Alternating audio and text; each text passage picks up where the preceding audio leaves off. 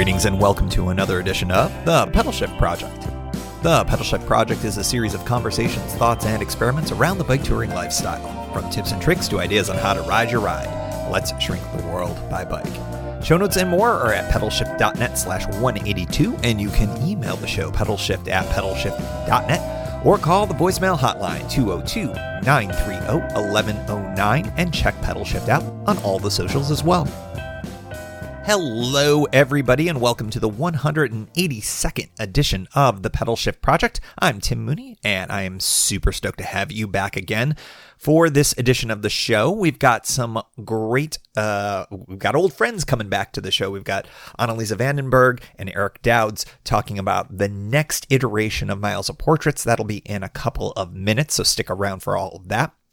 I got a few things in the housekeeping section up here at the top of the show. First off, the annual Thanksgiving show drops on actual Thanksgiving this year, as it does all years, because this is a Thursday morning kind of show, and Thanksgivings in the States are always on Thursday, so kind of tradition to do a show. I've often done the same show. I've repeated the original Thanks Bicycle Touring show a few times, and this year I thought I'd like to give it a refresh, and I'd like your help doing it. So what are you thankful about in the realm of bike touring? It could be the fitness, it could be the socialness, it could be the escape, it could be the adventure, whatever it is. Get it out to me.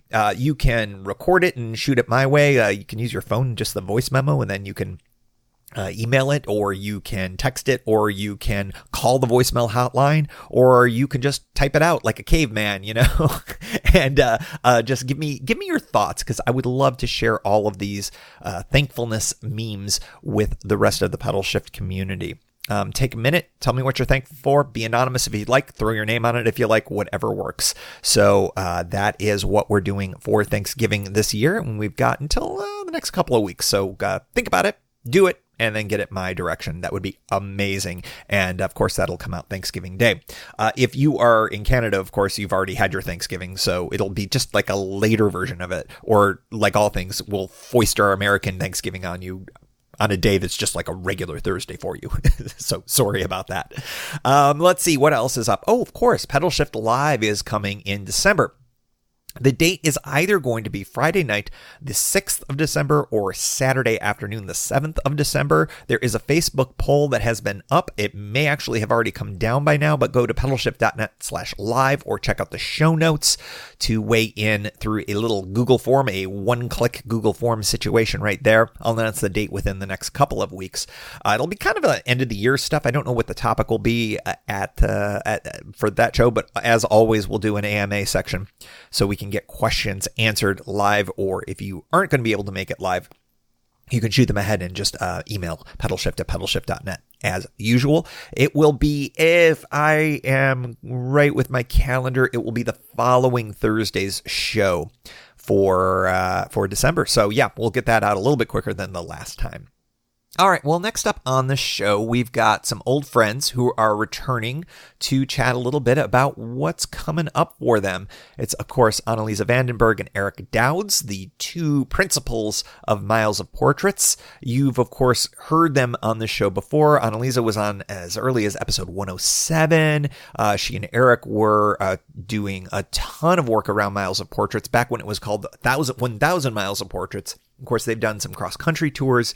They were most recently in Alaska and then the Southwest. We'll talk a little bit about that in this interview and kind of what their takeaways were from the more recent iterations. But the upcoming version of Miles of Portraits has a decidedly international twist, and we'll talk about that in the interview as well. We got a chance to cross paths in person, IRL, here in DC early on in the year, and that was a lot of fun. So if you do get a chance to run into them, I highly recommend it. They are awesome, and they do some great work around really promoting bicycle touring and bicycle touring lifestyle. So without further ado, here comes Annalisa and Erik.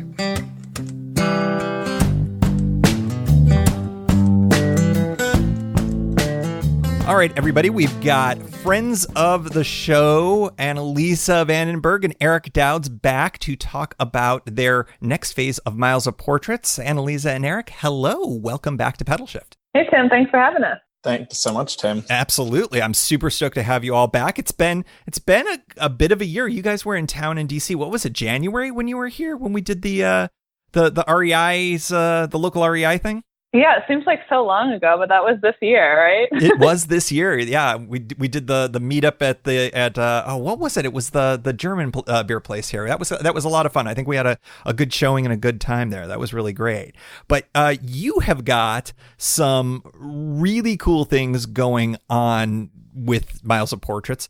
And the last time that we crossed paths, you were obviously in the midst of a US tour for Miles of Portraits. And I'm curious what you learned on that tour that maybe reinforced or maybe even surprised you telling the stories that you've been telling. Yeah, so that was our REI tour that kind of started in New England and Washington, D.C., where we came up with this idea to just start. It actually started with speaking at the New York City REI and then somehow expanded from there. But Erik and I really wanted to get the word out about Miles of Portraits. And so we decided to just speak at as many REIs as possible because they provide good event space for us. And so we were kind of driving around the Northeast, speaking at REIs and screening the Alaska film.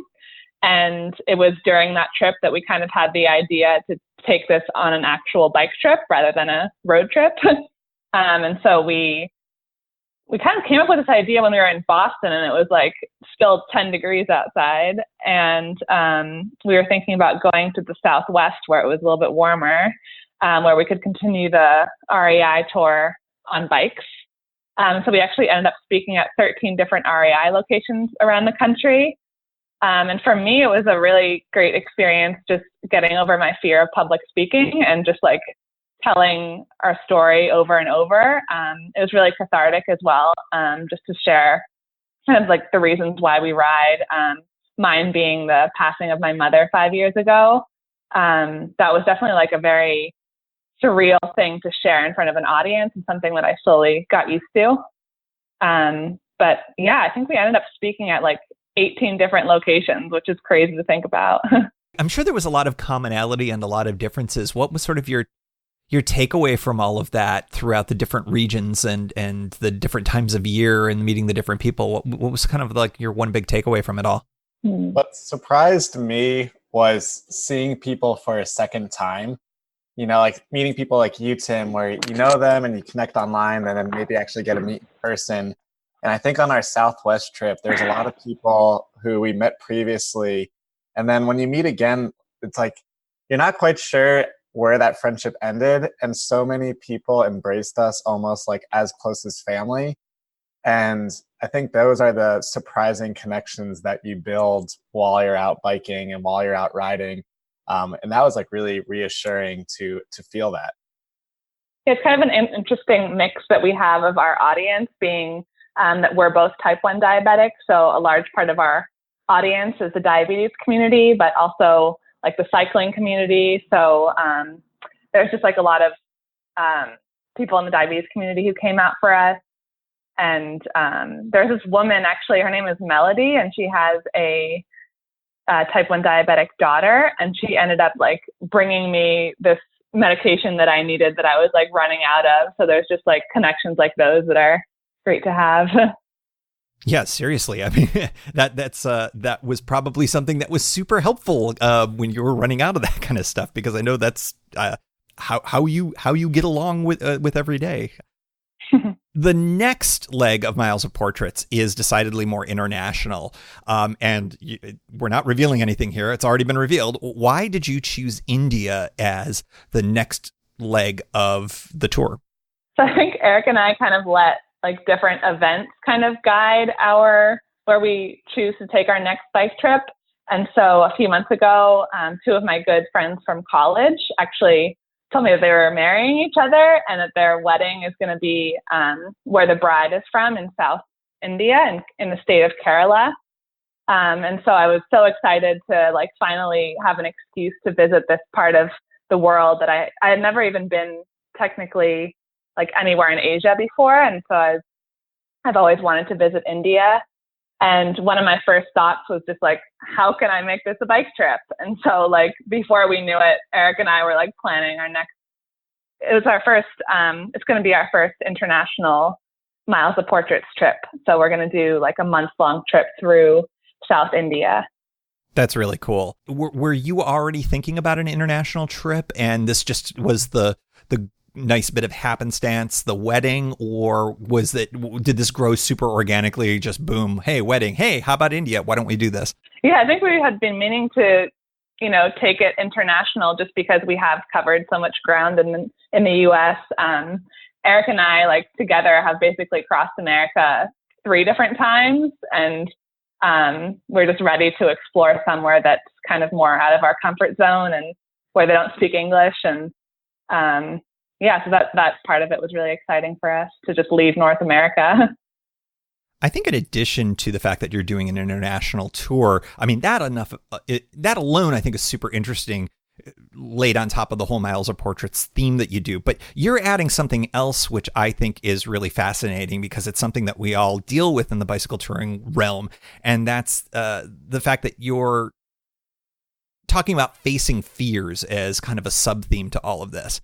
What are the fears that both of you are tackling with this tour? And Erik, maybe I'll start with you. What's kind of the biggest fear that you're tackling by going to India on this next leg, above and beyond what you've tackled before? I think our trip out to Alaska was the first taste of going out into the wilderness and specifically managing type 1 diabetes. And so something that separates us from other bike tourists is that for Annalisa and I, like, our biggest fear is running out of food. Like, we're most likely to run into a situation where a low blood sugar could put us into an emergency quicker than clean water. And so going out to a place like India, where it's just like so many unknowns, we're like, what's it going to be like in these rural communities? What's it going to be like in the hillsides? It just all kind of bubbles up. And I will say it's already like reassuring hearing other people who have been to India and what their experience has been like. But it's just like dealing with the unknown when you're also managing a disease is like a whole other set of challenges that is mental and physical. And so we'll have to prep for that. Have you run into anybody who has type 1 diabetes that has done India? And have you gotten any kind of feedback from folks who are living with that have already done a tour? Or are you kind of tackling these things kind of cold? I think Annalisa and I are lucky to be part of a community where we can at least pick people's minds. So I know, like, last year, Puvra, she was part of Beyond Type 1, which is a nonprofit here in the States and around the world. But she was a marathon runner from India. So I know I'll pick her brain about kind of like insulin access and like if we run into an emergency, what we should do. But I'd say, like, a lot of times we are headed into uncharted territory. These are the moments where if we tell our doctors what we're planning for, it's just that like look of good luck, but also fear. They're tackling some fears themselves with with what you're putting yourself through, right? But that's where, like, I feel really lucky to have a riding partner who also has the same disease as me, because we're able to have a bit resiliency amongst us and brainstorm a bit more. So it's nice knowing that it's like you're not going out here alone, and then between us we kind of have double supplies for everything. So that definitely helps my mentality. All right, Annalisa, Erik took the T1D thing, so you can't do that. What's your fear? I mean, I think at first my fear was just general, like, safety on the road as a woman traveling through India. But I think another one would be just like the general safety on the roads, and how like I've been told by a lot of people to just like watch out, because you see those images of those really populated Indian cities where the roads are just like absolute chaos. And so I think there's this notion that like cycling there would be a bad idea.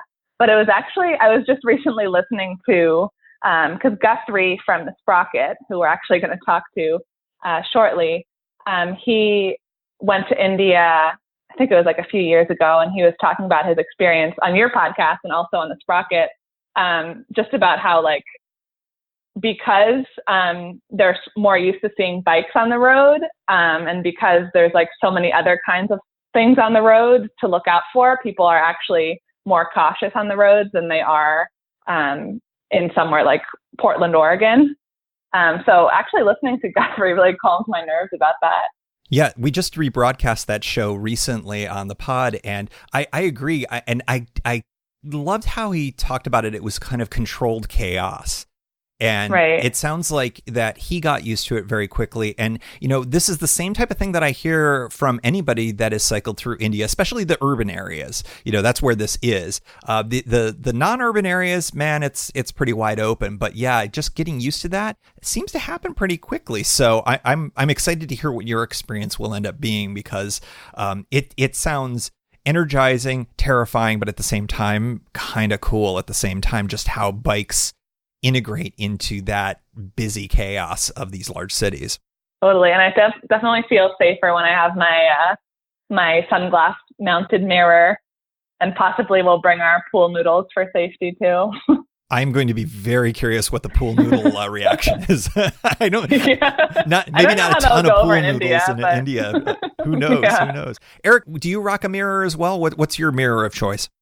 I do. And it was deep into my journeys that I remember Annalisa switched sunglasses or switched glasses for some reason. And I was like, hey, can I try that out? And at this point, like, we had already done 5,000 miles. And I remember putting it on and being like, wow, this is just a world of difference. Like, legitimately just making the comparison, like, would you ever drive a car without a rear view mirror? Because it's like, as cyclists, a lot of times we rely just on sound, but there's so many things that muddle it out. And so having the mirror and then having the pool noodle attached to that on this last trip, I remember is the first time I felt like I could space out while on the bike, and it felt so wonderful. But I did have like a close friend of mine being like, oh, you better attach 60 noodles if you're going to India. Just all around you, one gigantic sphere. Didn't you also use like LED lights at one point on the Alaska trip? I have a dim recollection of that. The pool noodle started as my camera tripod. That's right. To keep away RVs. There was a section when we were going down to Seward where, Alaska only has so many roads, and there's just RV after RV after RV. And I was like, hey, I have like a tripod, and then I hung up like a string of BioLite, like LED lights, and so I was just lit up on the road, and like instantly made the world difference. Like, I came up over this hill and saw Annalisa, and it was probably like the most excited I've been. And there's actually a video of it somewhere out there in the world, but it was a great discovery. I'd like to hope that there was a dash cam video of an RV coming by you that somehow makes it on the internet as well, because that would be something I'd like to see from that perspective too. I want to switch gears into kind of an awkward subject, because this is something that I have not talked about on the show, but I think facing fears in an international bike tour is something that really hit home for a lot of folks, especially in this DC area. There was a couple who was from the area who I didn't know, but I have friends who did know them, who were, I guess I'll say it famously, were murdered last year while they were on a bicycle tour last summer. And for folks who are interested, I'm not going to go into it too much, but we do have links in the show notes to the New York Times article about it. And then my friend's piece, she wrote a blog because she did know them personally. And I know you guys know about this. I'm just curious, how do you process things like this in the context of this theme of facing fears when you're on tour? I mean, the good news is that India isn't a place where, this type of thing seems to happen, but, it does happen. There are things that happen while people have been out on bicycle tour. And I'm just curious how you process stories like this. Maybe not this one, but maybe, stories where there's injuries or, of course you're facing your T1D as well. How do you kind of wrap your minds around all that? Yeah. So first, that was a horrible tragedy that happened a year ago. And I actually hosted someone on Warm Showers who was their bike mechanic in DC. So it's crazy how small of a world it is. And obviously, as I said, that's a horrible tragedy. And it's something that has made a lot of the headlines. And the way that I kind of see it is that it's kind of similar to the way that people are afraid to go into movie theaters nowadays because of how often they hear about mass shootings, where the actual probability of you being involved in a mass shooting is actually really tiny. So I think like similar to this ISIS incident, I think stories like this like really make the rounds and sometimes make it seem like that, like they just make the world seem like a really dangerous place, when in reality, like from like our biggest lesson is, I mean, what Miles of Portraits is about is just about how like kind of a world, how kind the world is. And it's actually something that their names are Jay and Lauren, I believe, right? Yeah, that's right. Yeah. I think Jay like wrote about it himself in his blog, just about like, that was one of the biggest lessons that they learned, that like, despite hearing about, you know, how horrible the world is, they've learned throughout their bicycle travels that like, for the most part, people are kind, and the world is a good place. And unfortunately, like they were unlucky, but I don't think that takes away from like the messages that they were spreading. Is kind of where I'm coming from.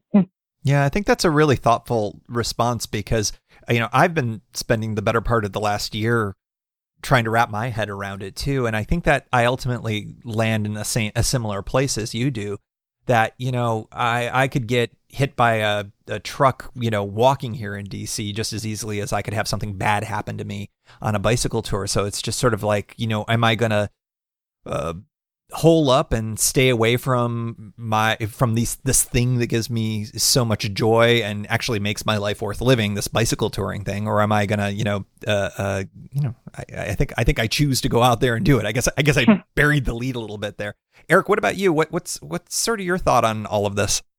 Yeah, I think it's that anytime you're going out into the unknown, that's when fear percolates, especially in yourself, but friends and family. And I first dealt with it right after college. I actually went to Ethiopia to work on the border of Ethiopia and South Sudan. And at the time, the Ebola crisis was happening. And, you know, I had so many messages to me and so many concerns. And I think it's that message that fear can't be that paralysis. You know, Jay and Lauren consistently talked about how kind the world is, how many people they have, and kind of they went out there and quit their jobs to go explore.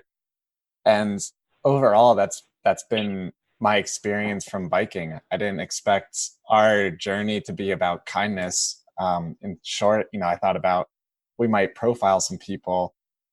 And I think something that kind of hits home is every time these moments of fear, it's like it can happen in your day-to-day life. And Annalisa and I have seen it, experienced it in various different ways. And so when you talk about going internationally and all of a sudden people are really, really concerned about you, it's like, you know, those fears are right at home. Like we're both from New York City, you know, like when I turn on the news, there's been things right around the block from me. And so I think it's just that continued message saying, yes, of course, we as humans are attracted to these stories of fears, these like outrageous stories, but by and large, the world is kind, and that's what we've experienced on a bike. And I think that's something I love specifically about bike touring is how vulnerable you are, so you can meet people and hear their stories. That's really well said. Thanks for that. I'll reiterate for folks listening, you know, I'd like Lauren and Jay's life to be more about, you know, who they were and what they meant, not how they met their end. And I really would encourage folks to read Maggie Lonergan's piece because she knew them. And I've got a link in the show notes. Of course, Maggie was on the show. We were talking about the bike rafting episode. She's a fantastic person and has really thoughtful stuff to say about that. So thank you, both of you, because I think that that's the right take for all of this is that, you know, bad things happen, but I think largely in my experience, and it sounds like in yours as well, that, you know, there's good things happening out there and, you know, holding up and avoiding things, you miss out on all of the good if you focus on the bad. So I think that's what Miles of Portraits is all about. And I think it's something to celebrate. Thanks, Tim. Yeah, and I was just going to add that, like, that's precisely the reason, at least I'm out here, is just because, like, I experienced death 5 years ago when my mom died. And, like, as cliche as it sounds and something that we could keep repeating, but, like, life is fragile and life is short. And, like, that's why we're out here on our bikes. Yeah, I think that's exactly right. All right, let's pivot to bikey stuff. Enough of the heavy stuff. Let's talk about the bikey stuff. let's talk more about the route that you're planning. Where are you traveling, and are you focusing on the portraits element most, or is everything really centered around the wedding and the sort of riding is incidental to that, or at least centered around that? I'm curious how you're piecing this together.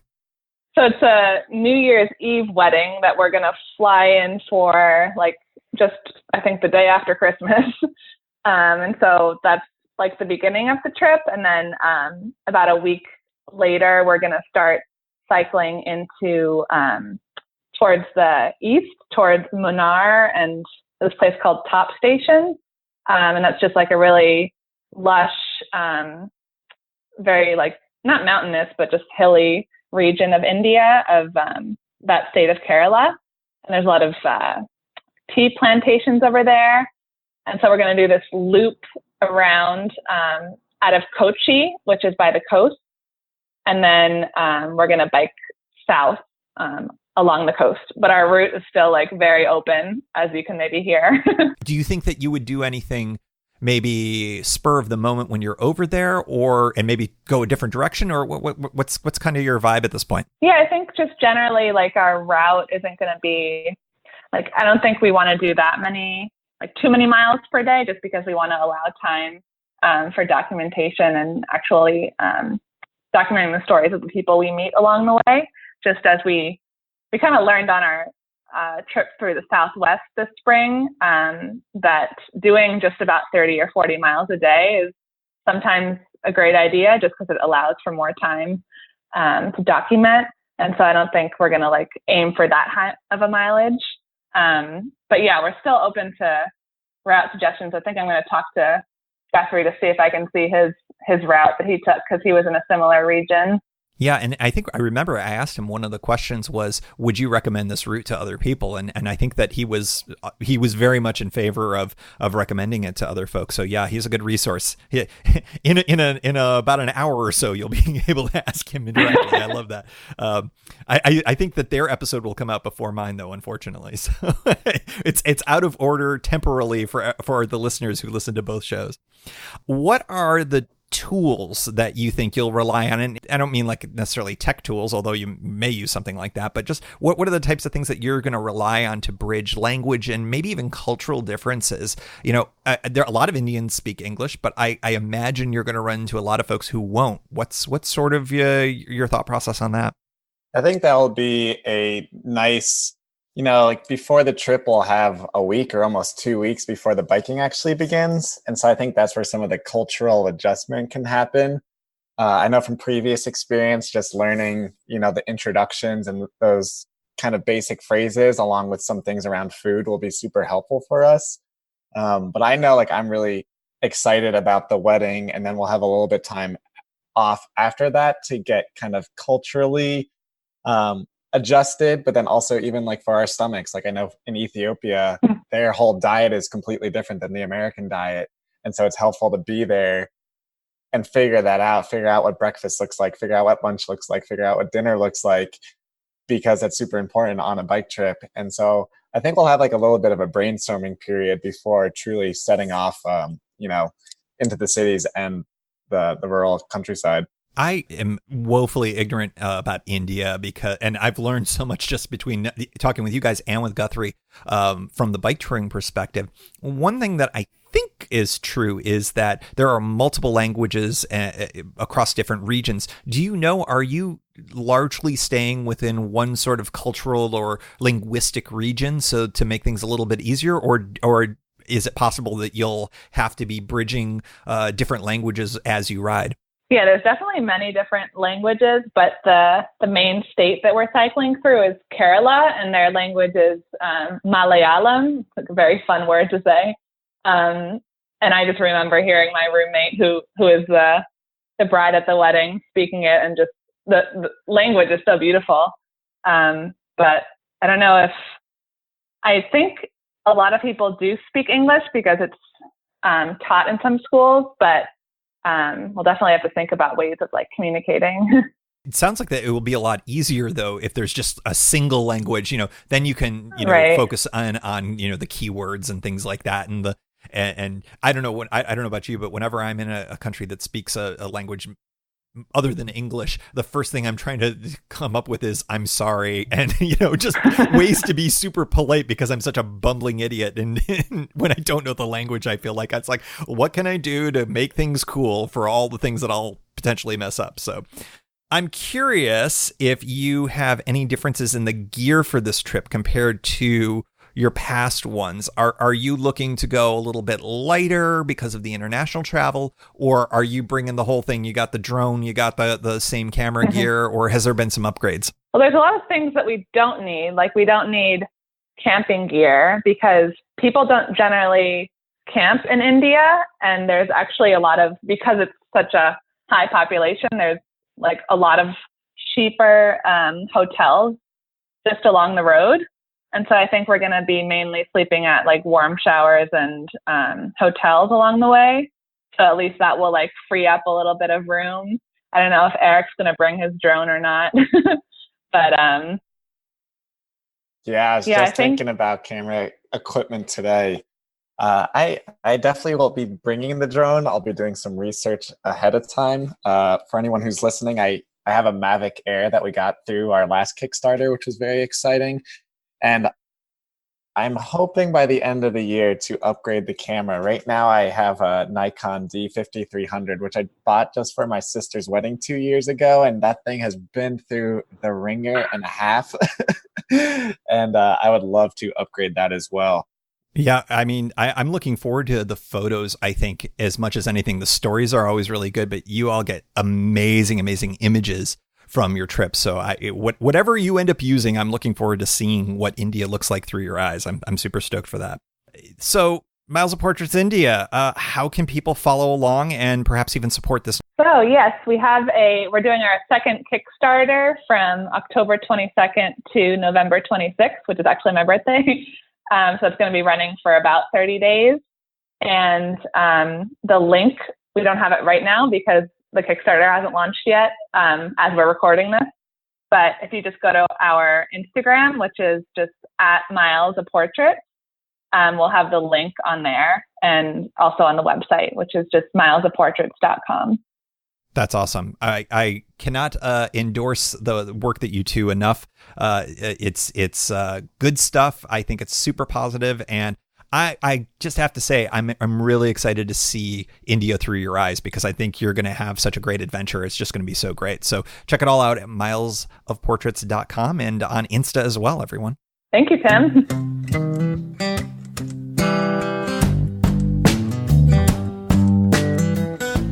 I'd like to thank Annalisa and Erik once again for joining the show. I'm really excited to see the Indian adventure through their eyes and really through their lens as they do the Miles of Portraits treatment for that country. I think it's going to be a really cool adventure. So make sure you go check out their Kickstarter if you're at all interested in doing that. And you can go check that out at milesoportraits.com or the Miles of Portraits Instagram account. Go check all of that out. Quick reminder, once again, we've got some asks of you, the gentle listener.